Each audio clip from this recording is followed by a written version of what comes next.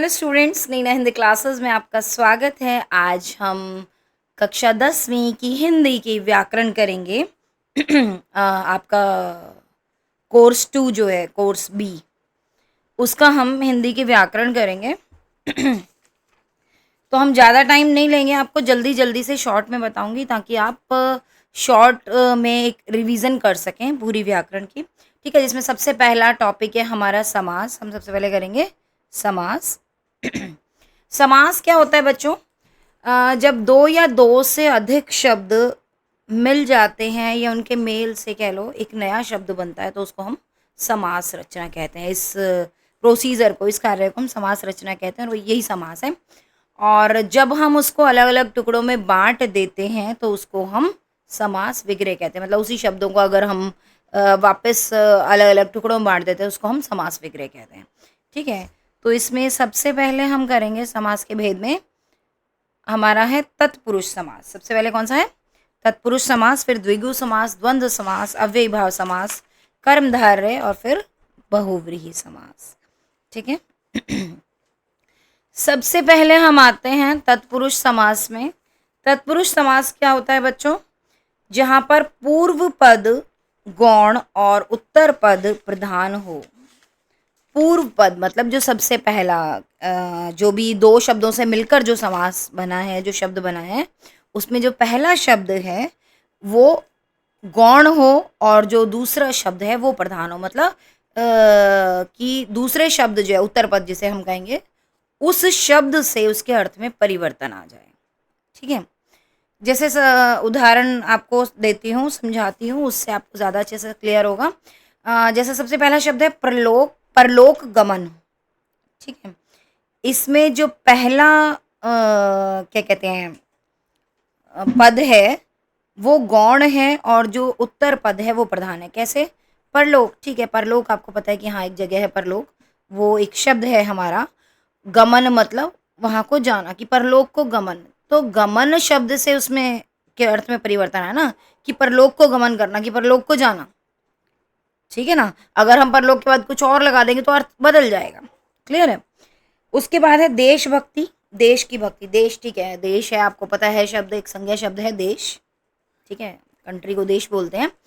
भक्ति से उसमें के अर्थ में परिवर्तन आ गया, जो उत्तर पद है वो प्रधान हो गया क्योंकि उससे ही उसके अर्थ में परिवर्तन आ रहा है। ठीक है बच्चों, आगे हम बढ़ते हैं द्विगु समास। द्विगु समास क्या होता है? आप थोड़ा सा ध्यान दो, आपको मैं थोड़ा सा इजी कर देती हूँ जिससे आपको याद करना थोड़ा सा आसान हो जाएगा। द्वि का मतलब आपको पता है, संस्कृत सबने पढ़ी हुई है। द्वि का मतलब है दो। तो ठीक है, द्विगु समास है ये। दो जो है वो एक गिनती है। ठीक है, तो एक संख्या है। तो इसमें यही है कि जिस समस पद में पहला पद संख्यावाची विशेषण हो वहां द्विगु समास होता है। कि जो पहला पद है वो क्या होगा? संख्यावाची विशेषण होगा। ठीक है, कि मतलब कोई भी संख्या होगी, जैसे द्वि हो गया। ऐसे ही उदाहरण जैसे हम करते हैं चौमासा, मतलब 4 महीनों का समूह। चौ मतलब 4 हो गया, मासा मतलब महीने। ठीक है, तो चौमासा इकट्ठा मिलके 4 महीनों का समूह हो गया। ठीक है,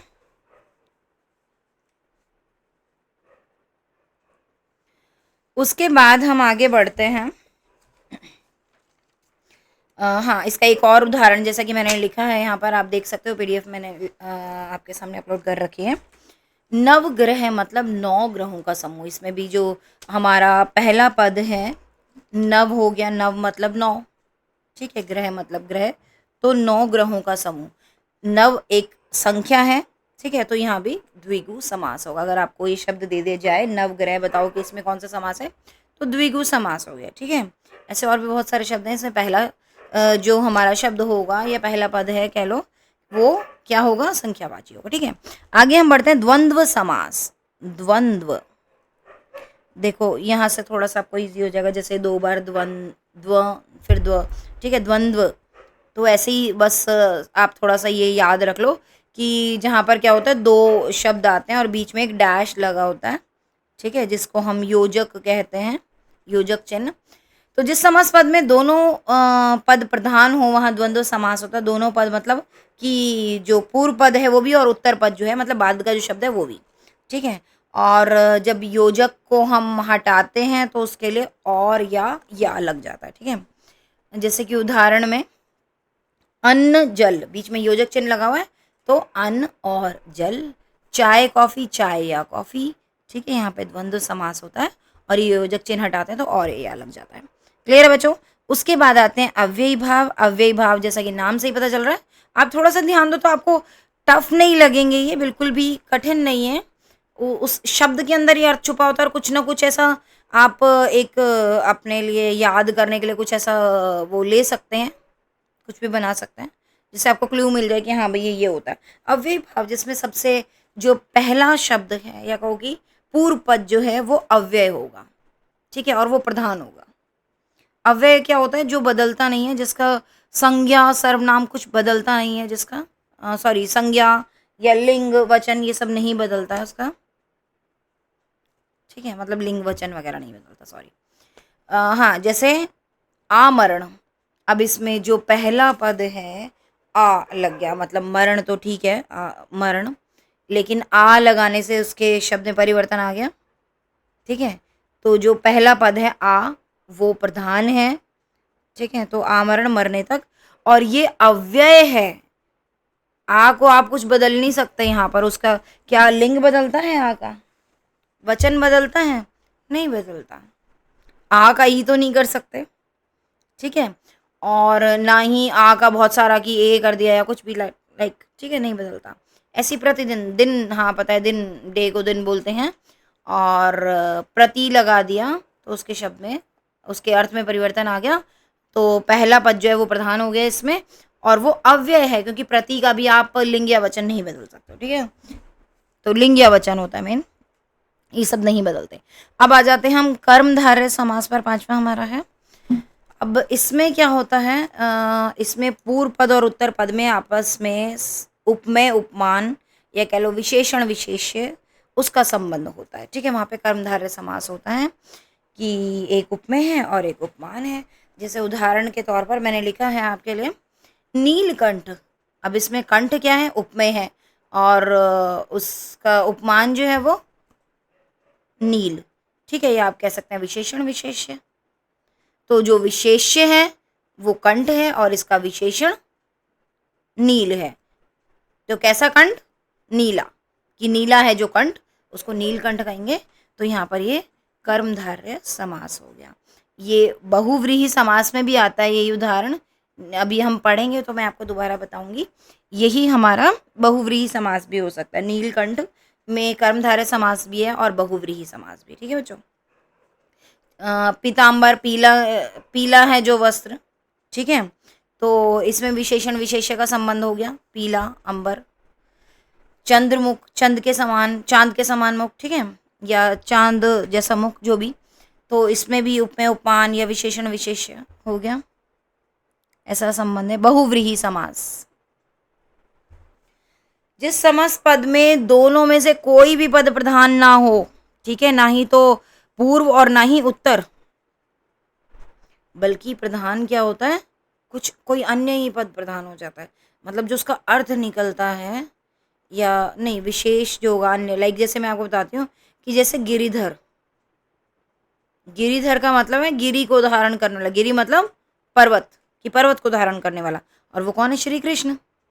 तो गिरिधर का मतलब है श्री कृष्ण, तो यहाँ पर प्रधान क्या हो गया? श्री कृष्ण। गिरिधर सुनते ही श्री कृष्ण हमें याद आते हैं, ठीक है, तो इसमें ना गिरी और ना धर दोनों ही प्रधान नहीं है, ठीक है, बल्कि इसका अर्थ प्रधान है जो कि श्री कृष्ण, या को कि अन्य अर्थ जिसे कहेंगे।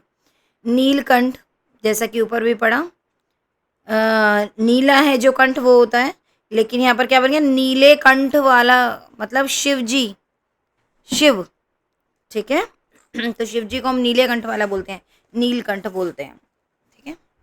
तो ये है बहुव्रीहि। आप थोड़ा सा जैसा कि साउंड कर रहा है, ऐसा आवाज सी, मतलब ऐसा लग रहा है बोलने में बहुव्रीहि, तो आप कह सकते हो कि बाहर, बहुव्रीहि, बाहर एक जैसा साउंड कर रहा है थोड़ा, तो आप ऐसे ध्यान रख सकते हो, ऐसे याद कर सकते हो इसको कि इसमें दोनों पद प्रधान नहीं है, बल्कि एक जो बाहर का ही है, मतलब कुछ अन्य ही है, वो प्रधान हो जाता है। तो वो क्या है, उसका अर्थ जो निकल के आता है।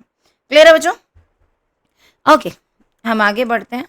आई होप सबको अच्छे से समास समझ में आएंगे। किसी को कोई डाउट हो तो आप मुझे पूछ सकते हैं कमेंट बॉक्स में।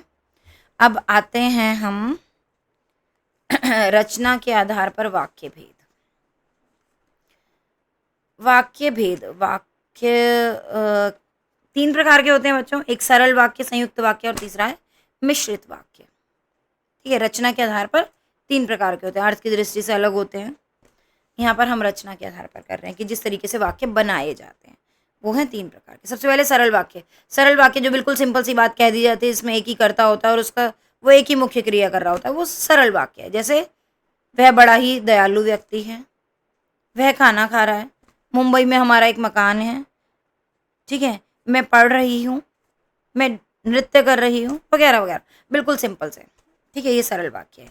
संयुक्त वाक्य क्या होता है, जब दो या दो से अधिक स्वतंत्र वाक्य मिल जाते हैं और एक योजक के द्वारा जोड़े जाएं तो वो संयुक्त वाक्य होते हैं। ठीक है, योजक वो शब्द क्या है, और लग गया या लग गया, कुछ भी ऐसा। ठीक है, जैसे उसने खाना खाया और बर्तन साफ किए। ठीक है, दो बातें कह दी यहाँ पर, साथ में योजक शब्द लग गया जो कि और है। उसने खाना खाया और बर्तन साफ किए। दूसरा है हमारा, वह स्कूल गई और पढ़ाई की। ठीक है, समझ में आया? अब है मिश्रित वाक्य।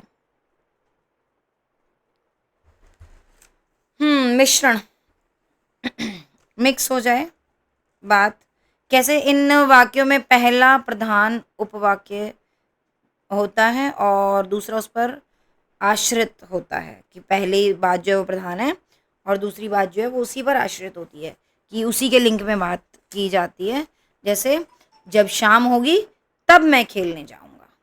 ठीक है, जब शाम होगी तब मैं खेलने जाऊंगा। इस प्रकार के आप बहुत सारे वाक्य बना सकते हो। ठीक है, कि उसने खाना बनाया तब उसने खाना, कि तब उसने या किसी ने भी, पहले उसने, कि उसने खाना बनाया तब उसने खाना खाया। ठीक है, तो इस तरीके से ये मिश्रित वाक्य हो गए। अच्छा, अब इन वाक्यों में आपका आता क्या है एग्ज़ाम में, मैं आपको बता दूं जरा कि बच्चों इसमें वाक्य रूपांतरण आ जाता है। वो क्या है कि एक प्रकार का वाक्य दिया, उसको दूसरे प्रकार में आपको रूपांतरित करना है। ठीक है, कन्वर्ट करना, चेंज करना है। वो कैसे होता है वो हम थोड़ा सा प्रैक्टिस करेंगे। मैं आपको दो चार एग्जाम्पल थोड़े से करवाना चाहूँगी जिससे आपको थोड़ा सा इजी हो जाए। ये कई स्कूल्स में व्याकरण की हिंदी की बुक लगवाई है, मैं उसी में से थोड़े से उदाहरण लूँगी। स्कूल में ही लगवाई हुई है। जैसा कि आपको सरल वाक्य दिया है कि बच्चा दौड़कर यहाँ आया। ठीक है, ये एक सरल वाक्य दिया है कि बच्चा दौड़कर यहाँ आया, और आपको कहा जाता है इसको संयुक्त वाक्य में आपको कन्वर्ट करना है। आपको पता ना, इसमें एक योजक शब्द भी लगता है कि या, और, फिर। ठीक है, इस टाइप के शब्द लगते हैं जो जिन्हें हम योजक शब्द कहते हैं। ठीक है, तो आप साथ साथ लिख भी सकते हो, अगर आपको कुछ भी लगे तो आप लिख भी लेना। ठीक है बच्चों, जो भी चीज़ें आपको इम्पोर्टेंट लगे, कि हर चीज़ पीडीएफ में नहीं मिलेगी, बहुत सारी चीज़ें हम ऐसे डिस्कस भी करेंगे, एक्स्ट्रा उदाहरण वगैरह। तो आपको कुछ भी लिखना हो तो आप लिख सकते हो अपना, इसलिए पेन कॉपी साथ में लेके बैठा करो। तो सरल वाक्य कि बच्चा दौड़कर यहाँ आया, उसको संयुक्त वाक्य में करना है, तो क्या हो जाएगा, बच्चा दौड़ा फिर यहाँ आया।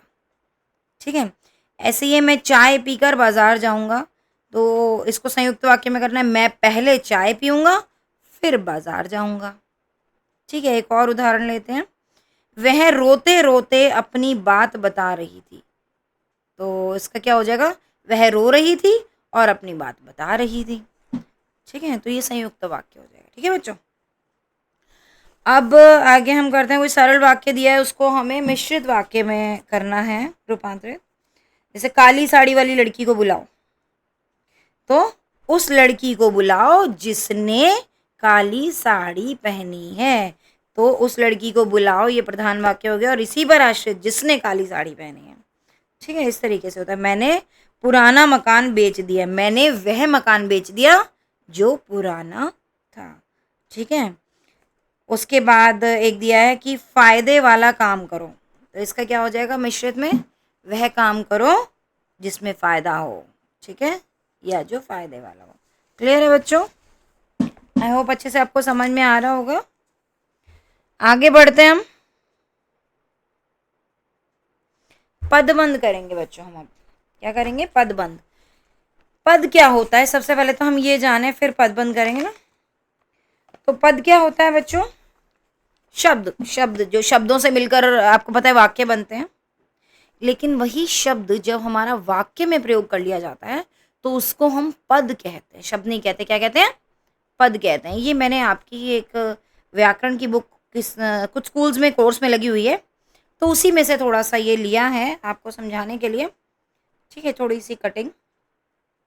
तो उसको हम पद कहते हैं। और पदबंध क्या होता है बच्चों? कि बंध मतलब कि पदों के बंध या समूह। ठीक है, उसको हम पदबंध कहते हैं कि मतलब बिल्कुल मुक्त होना, कि ऐसा पद जो कि बंधन, जिसमें कोई भी ना हो बंधन।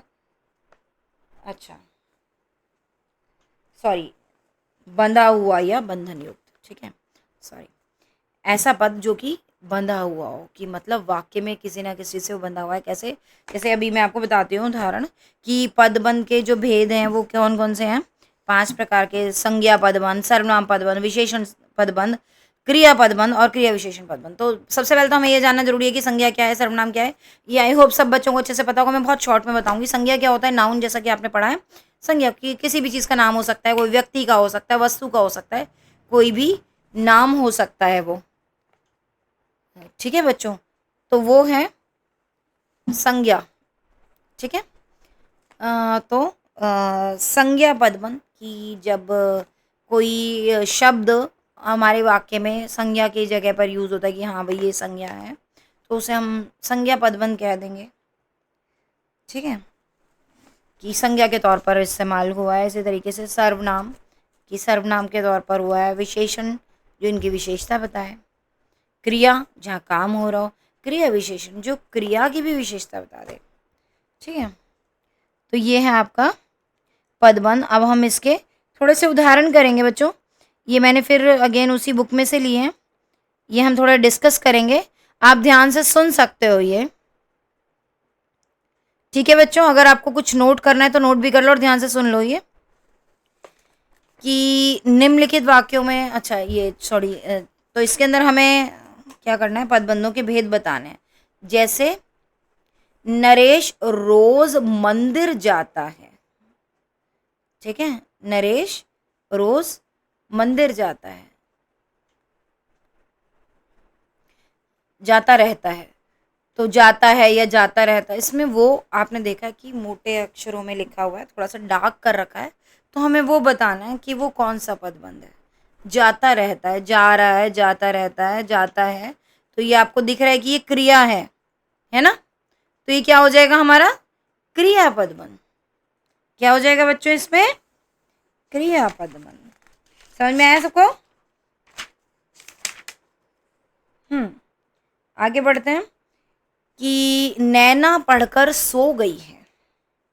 नैना पढ़कर सो गई है, पढ़कर सो गई है, हमारा डार्क में लिखा हुआ है, थोड़ा सा मोटे काले अक्षरों में लिखा हुआ है। तो पढ़कर, पढ़ना हो गया, सो गई है, सोना हो गया। ठीक है, ये दोनों, ये सब क्या है? क्रिया है ऑब्वियसली, तो क्रिया पदबंध हो गया ये। ठीक है, आगे, कोरोना महामारी के कारण सरकार ने देश भर के गरीबों को राशन की सुविधा प्रदान की है। तो इसमें क्या डार्क में लिखा है, मोटे काले अक्षरों में क्या लिखा है? सरकार ने देश भर के गरीबों को। तो ये क्या है कि ये नाम ही हो गया ना, सरकार ने किसको? देश भर के गरीबों को, गरीबों। ये पूरा क्या हो गया? संज्ञा पदबंध होगा। ये क्या होगा? संज्ञा पदबंध। संज्ञा की जगह पर यूज हुआ है। ठीक है, आगे बड़ी बड़ी बातें करने वाले विद्यार्थी कभी सफल नहीं हो सकते। तो इसमें क्या है, बड़ी बड़ी बातें करने वाले विद्यार्थी। अगेन ये क्या हो गया, संज्ञा पद बन। ठीक है, आगे बढ़ते हैं। बार बार चली जाने वाली बिजली ने सबको परेशान कर दिया। बार बार चली जाने वाली, यहाँ पर जो संज्ञा है वो बिजली है, और बिजली के बारे में बताया जा रहा है कि कौन सी बिजली, बार बार चली जाने वाली, वो बिजली जो बार बार चली जाती है। तो यहाँ पे बिजली की विशेषता बताइए ना, तो इसलिए यहाँ पर विशेषण पद बंद हो जाएगा। ठीक है बच्चों, समझ में आया? कई बार बच्चे सोचते हैं कि हाँ नहीं ये तो सबसे पहला दिया है तो ये संज्ञा ही होगा, नहीं ऐसा कुछ नहीं है। संज्ञा यहाँ पर क्या है, बिजली है, सब्जेक्ट वही है ना आपका। ठीक है, आगे बढ़ते हैं। हमारे क्षेत्र में आजकल चोरी की घटनाएं बढ़ती जा रही हैं। बढ़ते जाना मतलब क्या हुआ, क्रिया हुआ। ठीक है, तो क्या हो गया, क्रियापद बंद हो गया। लिख सकते हो आपको अगर कुछ लिखना हो तो।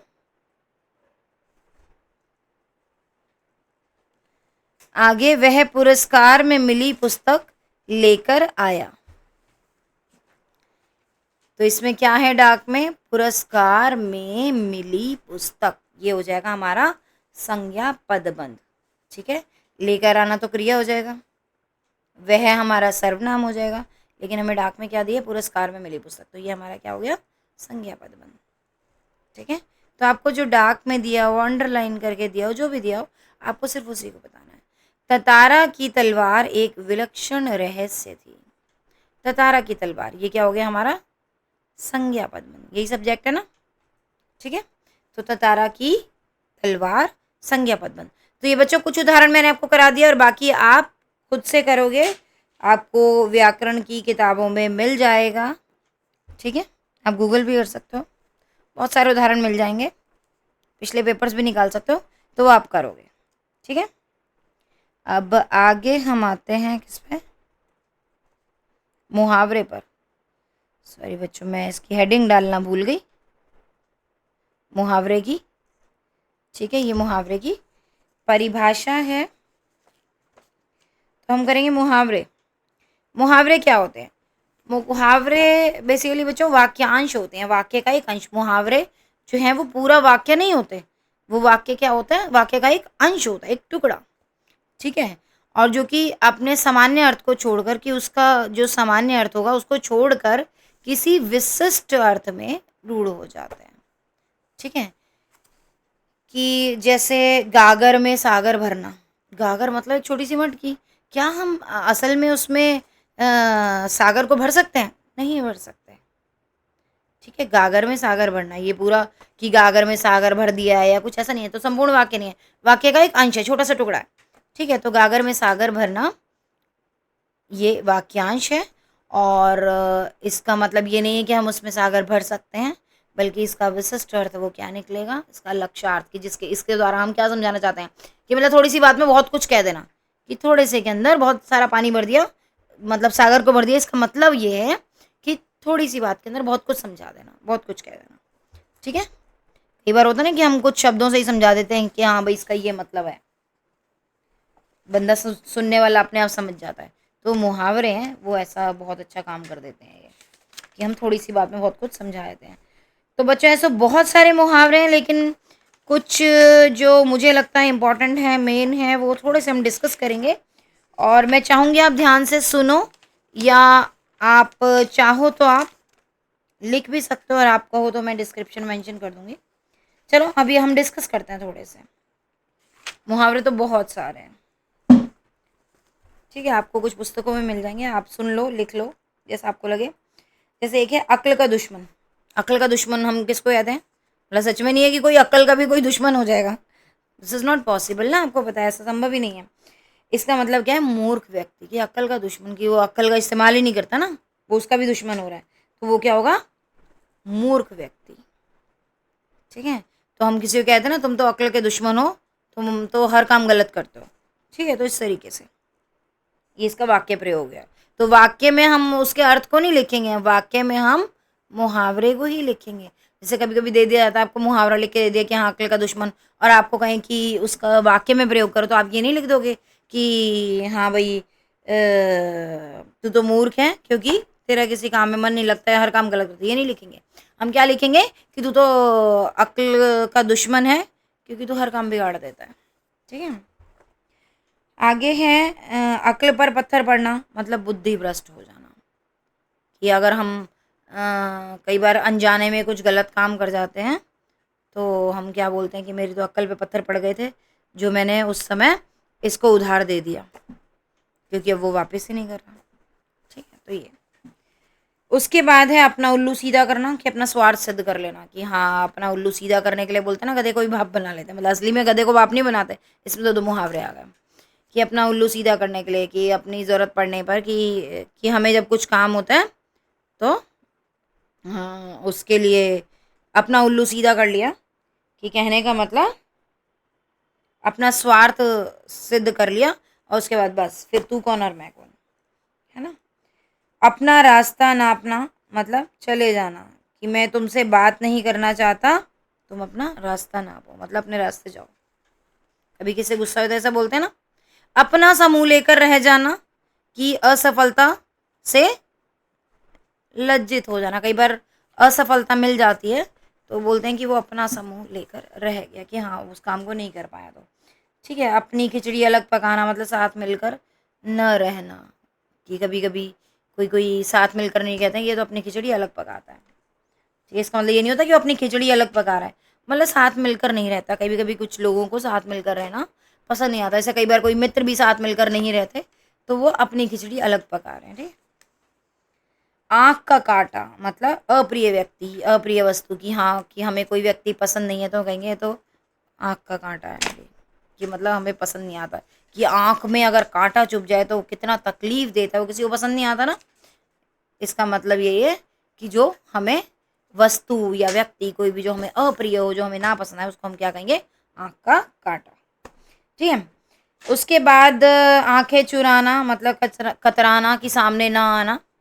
कि कई बार किसी के मन में खोट होती है कि हाँ भाई कुछ गलत किया हो कुछ, तो वो सही व्यक्ति से, सामने वाले से आंखें चुराता है, उसके सामने नहीं आएगा। ठीक है, आंखें बिछाना, मतलब बहुत सम्मान करना। कि किसी के लिए आंखें बिछा दी अपनी, कि मतलब ये नहीं आंखें निकाली और बिछा दी, इसका मतलब ये है कि बहुत सम्मान करना। ठीक है, आंसू पोंछना, मतलब किसी को धीरज देना। जरूरी नहीं किसी के आंसू आ रहे और पोंछ रहे हैं, फ़ोन पे भी कई बार किसी को धीरज दे देते हैं, तो इसका मतलब होता है आंसू पोंछना। तो फ़ोन पे तो कैसे आंसू पोंछोगे, इसका मतलब किसी को धीरज देना, सांत्वना देना, कि हाँ भाई धीरज देना, सॉरी धीरज देना, कि हाँ भाई सब ठीक हो जाएगा। ठीक है, आटे दाल का भाव मालूम होना। कि कभी कोई परिस्थिति खराब हो गई तो उसका सही ज्ञान होना, कि हाँ भाई सही पता चल जाए कि हाँ कि परिस्थिति खराब हो जाए तो क्या होता है। ठीक है, ओके, ईंट से ईंट बजाना, मतलब नष्ट कर देना। कि हाँ उसने ऐसा किया तो मैं उसकी ईंट से ईंट बजा दूंगा, मतलब उसको नष्ट भ्रष्ट कर दूंगा। ठीक है, ऐसे बहुत सारे। कमर कसना, कि किसी काम के लिए तैयार हो जाना, मेहनत करना, उद्यम करना। ठीक है, कीचड़ उछालना, मतलब किसी का निरादर करना, किसी का अपमान करना। कांटे बोना, मतलब किसी के लिए गलत करना, अनिष्ट करना।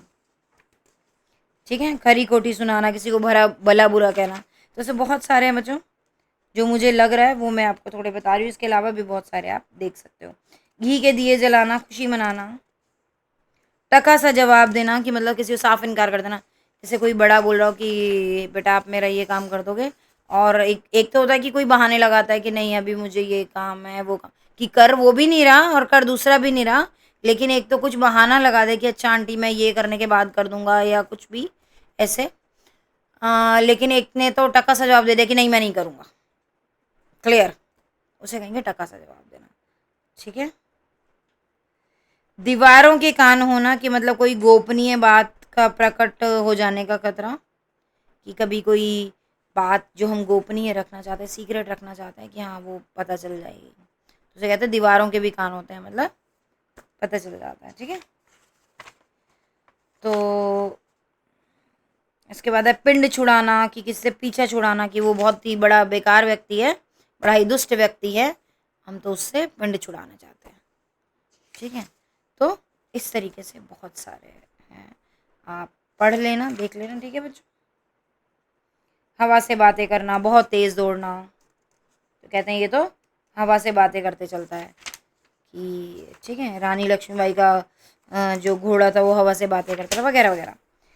ठीक है बच्चों, दिन रात एक कर देना, बहुत मेहनत करना, कि दिन में पढ़ रहे हैं रात में पढ़ रहे हैं, तो ऐसे बहुत सारे मुहावरे हैं। ठीक है, काफ़ी मैंने ज़रूरी जो मुझे लगे मैं बताती रही आपको, इसके अलावा भी काफ़ी सारे हैं, आप कर सकते हो।